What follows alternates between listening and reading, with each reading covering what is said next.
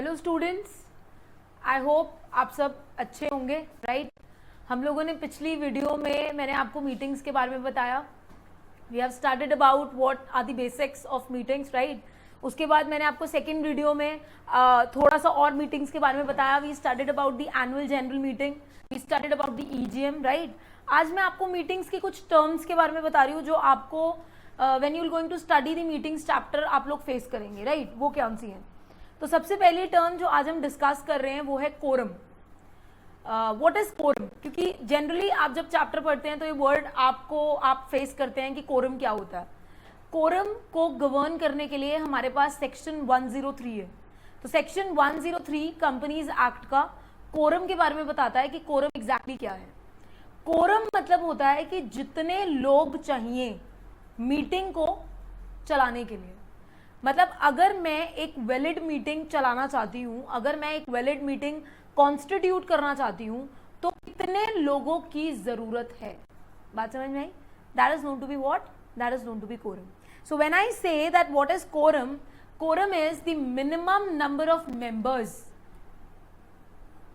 Okay, the minimum मतलब जितने चाहिए ही चाहिए, ज्यादा होंगे तो चल जाएगा लेकिन इतने चाहिए, एटलीस्ट इतने लोगों की जरूरत है अगर आप मीटिंग करना चाहते हो तो minimum number of members required to constitute the meeting. तो अगर मैं मीटिंग कॉन्स्टिट्यूट करना चाहती हूं तो जितने लोगों की मुझे जरूरत है that is basically known to be the quorum. उसके बिना मीटिंग नहीं हो पाएगी. तो चाहे मेरी ऑर्गेनाइजेशन में 100 लोग हैं, चाहे 50 लोग हैं, जितना लॉ ने बताया है कि इतने लोगों की जरूरत है मीटिंग को करने के लिए, अगर उतने लोग नहीं होंगे तो मीटिंग नहीं होगी. ठीक है. सो when I say about quorum the thing is very very clear that minimum number of people that are required to constitute the meeting. Is it clear to everyone? Okay. Now the next is when the quorum is required. Quorum की कब जरूरत होती है? देखिए, quorum की हमेशा ही जरूरत होती है. मैं आपको प्रैक्टिकली बताऊं तो हर मीटिंग में जब भी कोई कंपनी मीटिंग कर रही होती है तो उसे कोरम चाहिए ही चाहिए.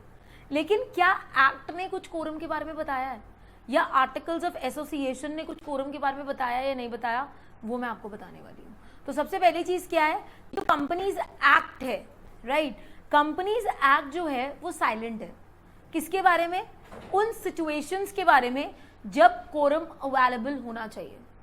मतलब क्या है कि कंपनीज एक्ट ने ये नहीं बताया कि अगर कोरम मीटिंग के बिगिनिंग में है और मिडिल में कम हो जाता है तो बताओ मीटिंग होगी या नहीं होगी. मतलब क्या है, देखिए, मीटिंग हुई, मीटिंग में सपोज करो 10 लोग चाहिए थे, 10 लोग आए, पहले तो आ गए 10 लोग. ठीक है. मीटिंग स्टार्ट हुई 1 बजे दोपहर को. ठीक है. और मीटिंग चली 6 बजे तक. बीच में 2 बजे 10 लोग आए थे, 5 लोग चले गए, 5 रह गए, फिर 2 और चले गए 3 बजे. तो क्या एंड में जब 6 बजे हम मीटिंग के बाद हम लोग क्या करते हैं, वोटिंग करते हैं और उसके बाद रेजोल्यूशन पास करते हैं, तो क्या वो जो डिसीजन लिया गया है क्या वो सही रहेगा? ये कंपनीज एक्ट ने नहीं बताया. तो companies act is silent about कि अगर लोग बिगिनिंग में प्रेजेंट है और वो मिडिल में निकल जाते हैं तो क्या कोरम वैलिड माना जाएगा या क्या जो उनका डिसीजन है वो वैलिड माना जाएगा या नहीं माना जाएगा. ठीक है. तो कोरम इस चीज के बारे में क्या है? कोरम इस चीज के बारे में बिल्कुल साइलेंट है. कोरम इस चीज के बारे में बिल्कुल कुछ भी नहीं बता रहा. ठीक है. तो कंपनीज एक्ट ने इस चीज के बारे में नहीं बताया कि कोरम अगर बिगिनिंग में है और वो मिडिल में रिड्यूस हो जाता है तो क्या होगा, नहीं बताया. लेकिन as per SS2, you know what is SS? Secretarial standard. ये आपके ICSI ने, institute of company secretaries of India ने स्टैंडर्ड्स निकाले हैं कि जब आप when you do the compliances as a CS, जब आप कॉम्प्लाइंसेस करते हो तो आपको कौन से स्टैंडर्ड्स को फॉलो करने की जरूरत है. तो SS2 है सेक्रेटेरियल स्टैंडर्ड 2. ठीक है. उसने बोला है कि quorum throughout the meeting होना चाहिए. तो ये अलग अलग पर्सपेक्टिव्स हैं जो हम बता रहे हैं. जैसे कंपनीज एक्ट ने तो बोला कि अगर कोरम स्टार्टिंग में है, मिडिल में कम हो जाता है तो हम चुप है. लेकिन SS2 ने क्या बोला कि quorum is required throughout the meeting.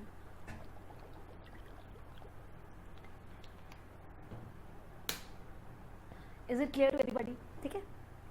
तो बात बहुत क्लियर है और वो ये है कि कंपनीज एक्ट ने बिगिनिंग के बारे में बताया, एंड तक नहीं बताया. SS2 ने बोला है भाई हमें तो थ्रू आउट ही चाहिए, स्टार्टिंग से लेकर एंड तक कोरम होना चाहिए। Next is regulation number 44 of table F. Regulation number 44 of table F ने क्या बोला है, देखिए ध्यान से। No business shall be transacted at the annual general meeting और जनरल मीटिंग जब तक कोरम नहीं होगा। मतलब जब आप वो बिजनेस को डिस्कस कर रहे थे, बात समझ में आ रही है आप लोगों को, जब आप उस बिजनेस को डिस्कस कर रहे थे तब कोरम का होना बहुत जरूरी है। ये regulation number 44 of table F ने बताया है कि कोरम का होना बहुत ज्यादा जरूरी है जब आप कोई बिजनेस डिस्कस कर रहे हो, और वो बिजनेस के ऊपर कोई भी बिजनेस हम ऐसे ट्रांजैक्ट नहीं कर सकते जो आपने मीटिंग में डिस्कस नहीं किया है। तो उसके लिए मतलब सपोज अगर मैं कोई बिजनेस का कोई एजेंट कुछ डिस्कस कर रही हूँ तो उस वक्त कोरम का होना जरूरी है, बस वो ये कहना चाहते हैं।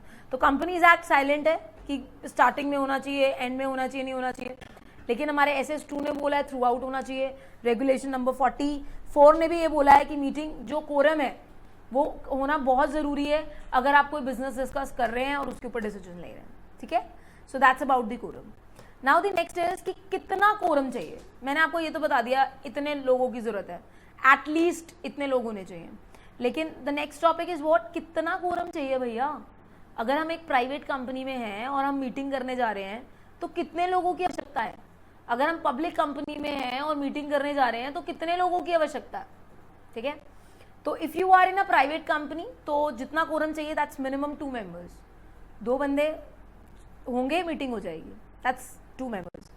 But when I talk about public company में और अगर आपके नंबर ऑफ मेंबर्स जो हैं वो 1000 से कम है, 1000 या 1000 से कम है, पब्लिक कंपनी है आपके मेंबर्स 1000 हैं या 1000 से कम है, तो आपको 5 मेंबर्स चाहिए कोरम के अंदर, बस 5 लोग होंगे आपकी मीटिंग हो जाएगी।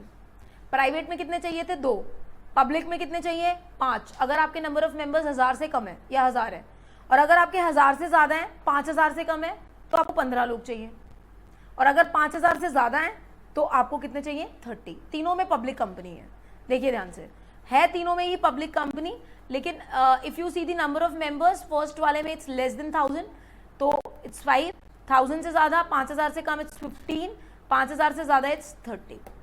क्लियर है कॉन्सेप्ट, इतना आपको कोरम चाहिए। तो thing is very very clear. Private में 2 चाहिए, पब्लिक में अगर मेरे 1000 से कम लोग हैं या 1000 हैं 5 चाहिए, 1000 से ज्यादा है 3000 से कम है 15 चाहिए, और अगर 5000 से भी ज्यादा है तो कितने चाहिए, 30 चाहिए, ठीक है। तो 5, 15, 30, इट्स क्लियर, और 2 चाहिए प्राइवेट में।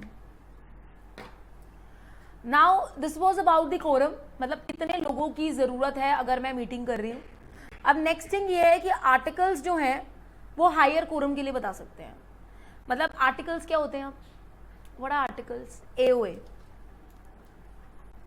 हमारा जो AOA है वो हमारे इंटरनल रूल्स एंड रेगुलेशंस को बताता है, आर्टिकल्स ऑफ एसोसिएशन, कि भाई हमने क्या करना है। अब मेरे एम्प्लॉयज मेरे यहाँ काम कर रहे हैं, उन्हें ये तो पता होना चाहिए ना what my organisation do's don'ts क्या है, मेरी ऑर्गेनाइजेशन की क्या प्रिंसिपल्स है, मेरी विजन स्टेटमेंट क्या है, मेरी मिशन स्टेटमेंट क्या है, पता होना चाहिए। तो वो सब AOA के अंदर सब लिखा होता है, हमारी कंपनी का पूरा चिट्ठा गुट्ठा, जो एम्प्लॉयज को, ऑर्गेनाइजेशन को इंटरनली पता होना चाहिए।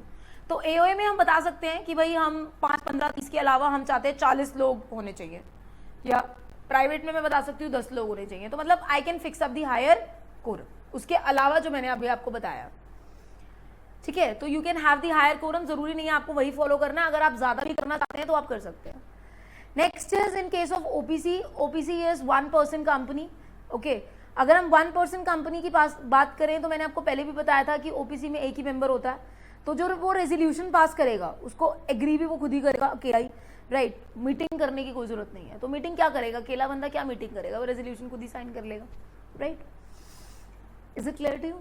Now see the last point, last bullet, if the total number of members are less than the prescribed quorum, quorum चाहिए 30, suppose for example not 30, let's say quorum चाहिए 5 for example, members ही सिर्फ मेरे 4 हैं, तो क्या करोगे, 4 ही members हैं company में और quorum चाहिए 5 का, तो जितने members होंगे 4 वही quorum बन जाएगा और वो मीटिंग अटेंड करके रेजोल्यूशंस पास कर देगा, ठीक है। C the last point. if the total number of members is less than the prescribed quorum, then the members personally present will constitute the quorum. तो जितने लोग प्रेजेंट हैं वो 4 लोग ही कोरम को कॉन्स्टिट्यूट करेंगे, राइट, और आराम से अपनी मीटिंग करेंगे और जो भी रेजोल्यूशन है वो पास करेंगे. ठीक है, क्लियर है? So this was about the quorum, that कौन लोग कोरम है, मतलब कितने लोग कोरम में चाहिए. नाउ द नेक्स्ट इज कौन लोग कोरम में काउंट होंगे. हैं आपकी कंपनी के मेंबर्स, हमने बोला कि भाई इतने लोग चाहिए कोरम कॉन्स्टिट्यूट करने, लेकिन कौन कोरम है में काउंट होंगे और कौन लोग कोरम में काउंट नहीं होंगे.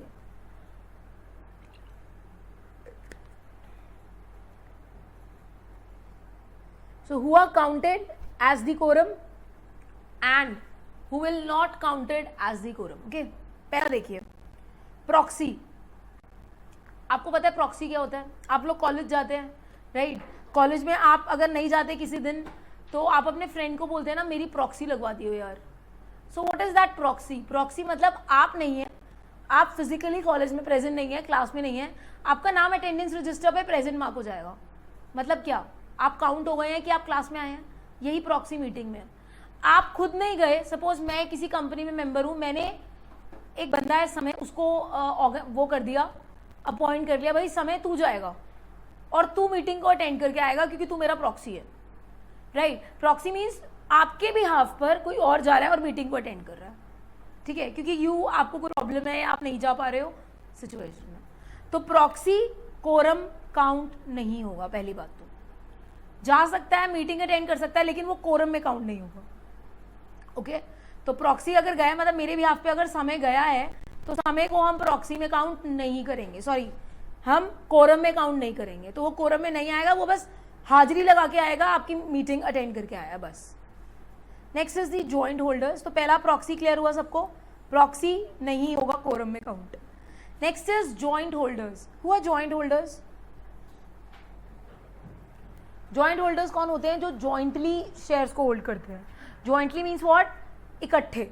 सपोज मैंने और राम ने शेयर्स इकट्ठे किए मेरे रिलायंस के, तो भी both are joint holders, right? तो जॉइंट होल्डर्स जो हैं they will be counted as quorum. वो कोरम में काउंट होंगे अगर हम दोनों हैं तो. Next is third, the persons present in different capacity. Different capacity मतलब क्या होता है? पहली बात तो मैं एज अ मेंबर भी कहीं जा रही हूँ, मतलब मेरी 2 पोजीशंस हैं. मैं उस कंपनी की मेंबर भी हूँ और मैं किसी की रिप्रेजेंटेटिव भी बन के जा रही हूँ. फॉर एग्जाम्पल किसी और को रिप्रेजेंट कर रही हूँ और खुद भी मेंबर हूँ कंपनी की. तो उस सिचुएशन में कितने काउंट होंगे? 2. मतलब अगर मैं 2 पोजीशंस होल्ड कर रही हूँ तो मैं कोरम में 2 बार काउंट होंगी. मतलब I will be counted as 2 members. Okay, तो persons present in different capacity मतलब होता है कि अगर एक बंदा अलग अलग कैपेसिटी में काम कर रहा है, वो कंपनी का मेंबर भी है और वो कंपनी का रिप्रेजेंटेटिव भी है. तो अगर वो कंपनी का मेंबर है और वो कंपनी का रिप्रेजेंटेटिव भी है तो वो मेंबर में अलग काउंट होगा और रिप्रेजेंटेटिव में अलग होगा. मतलब उसके 2 वोट्स माने जाएंगे. वो कोरम में 2 है. Okay, clear? सो प्रॉक्सी नहीं है, जॉइंट होल्डर्स हैं, पर्सन्स इन डिफरेंट कैपेसिटी हैं, अलग अलग में they will be counted as 2. Now is the auditors, CS and consultants. आपके सीए हैं, आपके सीएस हैं, आपके कंसल्टेंट्स हैं आपकी कंपनी के. क्या वो काउंट होंगे कोरम में? वो मीटिंग अटेंड कर रहे हैं? नहीं, they will not be counted as a quorum. Okay, लेकिन अगर वो मेंबर भी है तो होंगे. ओके, अलग अगर वो सिर्फ ऑडिटर है, सीएस हैं, कंसल्टेंट्स हैं, नहीं. But if they are the members also, yes. Next is the representative of the president और गवर्नर. इसका मतलब क्या होता है कि जैसे सपोज करो प्रेसिडेंट है, उसने किसी कंपनी के शेयर्स होल्ड किए हुए हैं तो वो मेंबर बन गया है. अब वो प्रेसिडेंट खुद तो नहीं जाएगा मीटिंग अटेंड करने के लिए, उसके पास तो बहुत काम होते हैं, या गवर्नर के पास तो बहुत काम होते हैं, तो वो अपने रिप्रेजेंटेटिव छोड़ते हैं. रिप्रेजेंटेटिव और प्रॉक्सी में फर्क है, मैं पहले बता रही हूँ. मेरे को वो रिप्रेजेंट कर रहा है वो बंदा, प्रॉक्सी है बस मेरे बदले वो गया है. अब वो बंदा मुझे रिप्रेजेंट कर रहा है, मतलब ऑडिटर को अगर कोई, सॉरी गवर्नर को कोई रिप्रेजेंट कर रहा है, गवर्नर ने किसी को अपॉइंट किया है कि भाई तू जा मेरा रिप्रेजेंटेटिव बन के, क्योंकि I have lot of works, मेरे पास बहुत सारे काम है यार, मैं नहीं जा सकता. वो जो रिप्रेजेंटेटिव है वो कोरम में काउंट होगा. प्रॉक्सी नहीं होता, रिप्रेजेंटेटिव होता है. और अगर आप किसी बॉडी कॉर्पोरेट के रिप्रेजेंटेटिव हो, कंपनी के रिप्रेजेंटेटिव हो, तब भी you will be counted as quorum. तो मतलब बात पूरी घुमा फिरा के आती है, रिप्रेजेंटेटिव्स कोरम में होते हैं, प्रॉक्सी नहीं होते हैं, ऑडिटर्स नहीं होते हैं, सीएस नहीं होते हैं, कंसल्टेंट्स नहीं होते हैं, अगर वो मेंबर है तो होते हैं, ठीक है। तो इस सिचुएशंस में हम बताते हैं कि कौन लोग कोरम में हैं और कौन लोग कोरम में नहीं। Now the next is absence of quorum, मतलब कोरम नहीं आया यार, हमने मीटिंग बुला ली और उतने लोग नहीं आए जितने लोग आने चाहिए थे।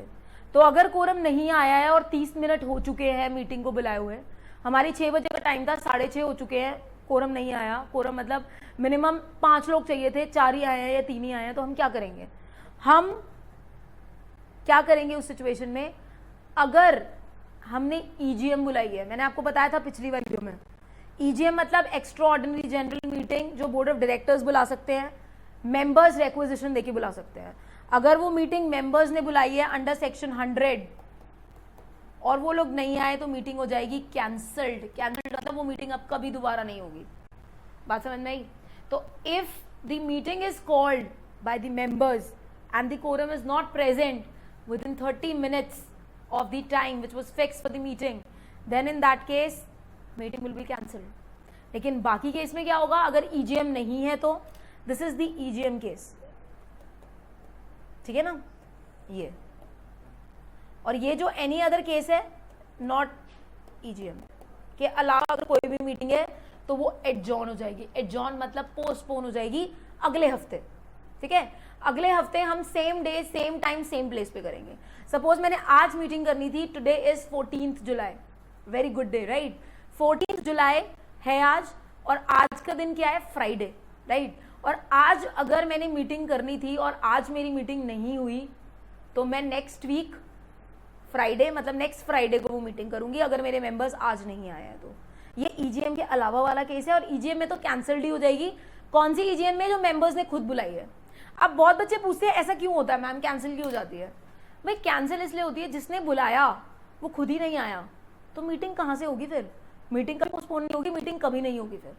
तो इसलिए उन्होंने खुद रिक्वेजिशन देके बुलाया और वो खुद नहीं आए तो meeting will be cancel, okay. और अगर एडजॉर्न मीटिंग में भी लोग नहीं आए, 30 मिनट हो गए, अब हमने आज फ्राइडे था, आज मीटिंग करनी थी, हमने नेक्स्ट फ्राइडे रखा, भाई नेक्स्ट फ्राइडे करेंगे, नेक्स्ट फ्राइडे भी नहीं आए, तो जितने लोग आएंगे उसी को मीटिंग मान के हम कर देंगे और जो होगा वो सुना देंगे, लेकिन 2 से कम नहीं होने चाहिए एडजॉर्न में भी, not less than 2, okay. That is basically known to be about the quorum. Now the next is the chairman, okay. Chairman हम लोगों ने अभी कोरम के बारे में डिस्कस किया, सेक्शन 103। अब है चेयरमैन, चेयरपर्सन, सेक्शन 104। हम जनरली इस टर्म को सुनते हैं कि वो वहाँ का चेयरमैन है, तो चेयरमैन मतलब क्या? He is the head of that particular institution या ऑर्गेनाइजेशन। अब हम मीटिंग के चेयरमैन की बात कर रहे हैं कि जो मीटिंग का चेयरमैन है वो क्या करेगा, ठीक है। सेक्शन 104 चेयरमैन के बारे में, and what he do, chairman ये देखेगा कि मीटिंग की जो प्रोसीडिंग्स हैं, मतलब मीटिंग ढंग से चल रही है या नहीं चल रही, सारे लोग आए हैं नहीं आए, स्पीकर्स बोलेंगे या नहीं बोलेंगे, मतलब उनको अलाउ करेगा कि you should come and speak, right, and he is going to fix up the time. Then he is going to ensure कि जो भी कंपनीज एक्ट की प्रोविजंस हैं, जो भी आर्टिकल्स ऑफ एसोसिएशन की प्रोविजंस हैं, वो फॉलो हो रही हैं या नहीं हो रही हैं, क्या कंपनी उनको वॉयलेट तो नहीं कर रही, क्या कंपनी दगाबाजी तो नहीं कर रही है। तो कंपनी को एओए को, कंपनी को कंपनीज एक्ट को फॉलो करना पड़ेगा, ये चेयरपर्सन देखेगा। वो ये देखेगा कि वोटिंग, ये हम लोग डिस्कस करेंगे मीटिंग्स अभी आगे, कि वोटिंग बहुत तरीके से होती है, तो चेयरमैन रेगुलेट करेगा कि किस तरीके से वोटिंग होगी, क्या तरीका है वोटिंग करने का, पोल से करवानी है, बाय इलेक्ट्रॉनिक मीन्स करवानी है या कोई और तरीके से करवानी है, तो मीटिंग किस तरीके से होगी, that will also be discussed और that will also be ensured by the chairperson. तो चेयरपर्सन ये सब चीज़ें इंश्योर करेगा कि चीज़ें कैसे होंगी, किस तरीके से रेगुलेट होंगी और किस तरीके से चलेंगी आगे, ठीक है। देन वो ये इंश्योर करेगा जो मिनट्स हैं, minutes is what, the summary of what ever is discussed in the meeting. आपकी मीटिंग में जो भी डिस्कस्ड हुआ है ना, उसकी समरी होती है मिनट्स। तो चेयरपर्सन को ये भी देखना होता है कि क्या वो बने हैं, साइंड हुए हैं टाइम पे या नहीं हुआ, ठीक है। तो अगर उसको लगता है तो ही इज गोइंग टू से कि भाई क्यों नहीं बना रहे हो या क्या प्रॉब्लम है। देन अगर चेयरपर्सन को ऐसा लगता है, if the chairman is of the opinion कि कुछ मैटर डिफैमेटरी है, खराब है, पब्लिक इंटरेस्ट के वॉयलेटिव हैं, डिस्क्रिमिनेटरी हैं, गंदे हैं, पब्लिक इंटरेस्ट को खराब कर रहे हैं, या फालतू में इंक्लूड किए गए हैं मीटिंग में, तो वो उनको एक्सक्लूड करने के लिए बोल सकता है कि मिनट से ये चीज़ें नहीं आएंगी, हटा दो। तो जो चीज़ें हटानी है वो बोल सकता है कौन, chairman. And then he will going to appoint the scrutinisers. Scrutinisers होते हैं जो चेक करते हैं। हम लोग जब एग्जाम देने जाते हैं तो इन्विजिलेटर्स आते हैं देखने के लिए कि कहीं हम चीटिंग तो नहीं कर रहे। तो सेम है, स्क्रूटनाइजर्स जो आते हैं मीटिंग में चेक करने के लिए कि वोटिंग ढंग से हुई है नहीं हुई है, सारा प्रोसीजर ढंग से हुआ है या नहीं हुआ। ठीक है, so that is about the chairman. Now next is how the chairman is appointed. ये तो मैंने आपको बता दिया कि चेयरमैन क्या करता है, लेकिन अब चेयरमैन अपॉइंट कैसे होगा। अगर आप रेगुलेशन नंबर 45 टेबल एफ को अडॉप्ट कर रहे हैं, अब मैं आपको 3 बातें टेबल एफ की बताऊंगी। अगर आप टेबल एफ को अडॉप्ट कर रहे हैं तो रेगुलेशन नंबर 45 ये बोलता है कि जो भी बोर्ड ऑफ डायरेक्टर्स का चेयरमैन है वही आपकी मीटिंग का चेयरमैन हो जाएगा, सारी मीटिंग्स का। तो अगर कंपनी ने टेबल एफ अडॉप्ट किया है, बोर्ड ऑफ डायरेक्टर्स ने अपॉइंट किया चेयरमैन, तो वही चेयरमैन जो है वो आपकी मीटिंग का भी चेयरमैन हो जाएगा and is going to preside over all the proceedings. वो जो है वो मीटिंग को प्रिसाइड करेगा और वो डिस्कस करेगा उन सारी चीज़ों को। ठीक है, तो बात बहुत सिंपल है कि टेबल एफ को अगर आपने अडॉप्ट किया है, बोर्ड ऑफ डायरेक्टर्स आपके चेयरपर्सन को अपॉइंट कर रहे हैं, तो वही आपकी मीटिंग का चेयरमैन होगा। रेगुलेशन नंबर 46 क्या बोलता है? रेगुलेशन नंबर 46 ये बोलता है अगर कोई चेयरमैन नहीं है या चेयरमैन आपने अपॉइंट किया वो अनविलिंग है, वो कह रहा है मैं नहीं आता, I don't want to act as a chairperson, या 15 मिनट हो गए हैं चेयरपर्सन नहीं आया है, तो बोर्ड ऑफ डायरेक्टर्स अपने में से एक बंदे को इलेक्ट कर लेंगे और वही चेयरपर्सन हो जाएगा। तो directors will elect one among themselves as the chairperson of the company. Okay, that is regulation number 46 of table F. Regulation number 47 of table F ये बोलता है कि अगर मीटिंग में कोई डायरेक्टर ही नहीं है, मतलब डायरेक्टर चेयरपर्सन नहीं बनना चाहता है, 15 मिनट हो गए हैं कोई नहीं आया है चेयरपर्सन की जगह पे, तो मेंबर्स अपने में से एक को सिलेक्ट कर लेंगे कि हम ही चेयरपर्सन बन जाते हैं। So there are 3 regulations, 45, 46, 47। 45 says board of directors में से ही जो चूज किया हुआ है, 46 डायरेक्टर्स आपस में से एक को चूज कर लेंगे, 47 मेंबर्स आपस में से एक को चूज कर लेंगे to be the chairperson. Clear? अगर आप टेबल एफ अडॉप्ट नहीं करते हो देन मेंबर्स अपने में से ही किसी एक को चूज कर लेंगे जो मीटिंग का चेयरपर्सन होगा। Right, next is the appointment by the court. Court कब अपॉइंटमेंट करता है? देखिए ध्यान से देखिएगा, कोर्ट कब अपॉइंटमेंट करता है? कोर्ट सिर्फ 2 सिचुएशन में अपॉइंटमेंट करेगा बस, और कभी नहीं आएगा कोर्ट पिक्चर में। जब कोर्ट ने ही मीटिंग ऑर्डर की है, बुलाई है कि मीटिंग होगी, और जब कोई एक्स्ट्रा ऑर्डिनरी सिचुएशन है या मैनेजमेंट में डेडलॉक है। डेडलॉक मतलब एक बंदी हो गई है मैनेजमेंट में, डेडलॉक आ गया है, कुछ समझ नहीं आ रहा कि क्या करना है। ठीक है, तो उस वक्त कोर्ट को लगता है कि मैं मीटिंग बुलाऊं और I am going to appoint the chairman, क्योंकि बहुत हैफेजेड सिचुएशन हो गई है, वोट्स इक्वल हो गए हैं, जो भी हो गया है, तो कोर्ट ने अगर बीच में आके कुछ किया है तो तभी सिर्फ वो अपॉइंट कर सकता है, नहीं तो नहीं। Next is the casting vote, that's the last topic. Casting vote मतलब क्या होता है? Tie breaker. इक्वल वोट्स हो गए, 5 लोग बोल रहे हैं हमें मिस्टर समय को अपॉइंट करना है एज द ऑडिटर, 5 बोल रहे नहीं करना, इक्वल हो गए। भाई क्या फैसला लिया जाएगा? क्योंकि OR भी 50% से ज्यादा चाहिए, SR भी 75% से ज्यादा चाहिए, तो वहां कास्टिंग वोट होता है चेयरमैन का, क्योंकि जब वोट्स इक्वल हो जाते हैं तो चेयरमैन एक टाई ब्रेकर वोट करता है, या तो वो हाँ बोलेगा ना, जहां वो बोलेगा वहीं फैसला सुनाया जाएगा। तो जब वोट्स इक्वल हो गए हैं या आपको डेडलॉक को अवॉइड करना है, तो चेयरमैन एक टाई ब्रेकर और एडिशनल वोट का काम करता है, वो डेडलॉक को खत्म करता है, and this vote will be casted by the chairman. तभी वो ये वोट को कास्ट करेगा जब वोटिंग प्रोसेस ओवर हो गया, वोट्स इक्वल हो गए हैं, तब मैं सोचूंगी कि हाँ यार अब मेरा टाई ब्रेकर वोट होगा, क्योंकि votes become equal. And then ये वोट एक्सरसाइज कर सकता है चेयरपर्सन शो ऑफ हैंड से। ये तरीके हैं वोटिंग के जो मैं आपको आगे बताऊंगी।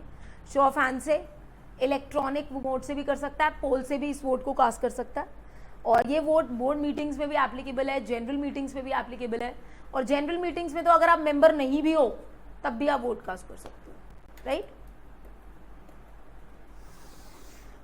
एंड द चेयरमैन के पास पूरा डिस्क्रिशन है, अगर उसको वोट एक्सरसाइज करना है तो करे, नहीं करना तो मत करे, कोई इसको फोर्स नहीं करेगा। अगर आप नहीं देना चाहता चेयरमैन कास्टिंग वोट तो ना दें। And the last is chairman will have a casting vote in case of OR। Ordinary resolution के केस में तो जब ऑब्वियसली जब 50-50 हो जाएगा तो चेयरपर्सन अपना कास्टिंग वोट देगा ही देगा। Right, so this was all about the casting vote of the chairman and the quorum and the chairman. बाकी हम लोग नेक्स्ट मेरी वीडियो में will going to discuss about lot about the meetings जो हमारा रह गया है। ठीक है. So do watch it, okay, and like it, subscribe it, and give a comment on my videos. Thank you.